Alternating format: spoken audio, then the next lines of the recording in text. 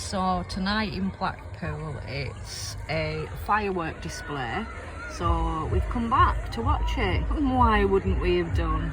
Obviously we were gonna come back, but we're right on the pier, so we're seeing everything as it happens. So yeah, it's pretty cool.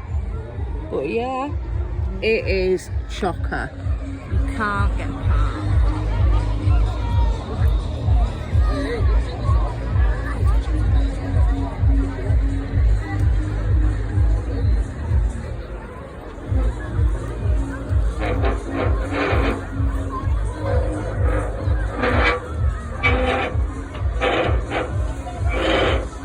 Absolutely chocker.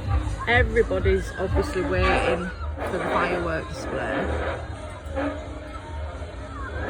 There's somebody messing about out there making a right noise, horrible. But yeah, so if you're in Blackpool and you're waiting for this, it shouldn't be too long. 8 o'clock I think. Enjoy!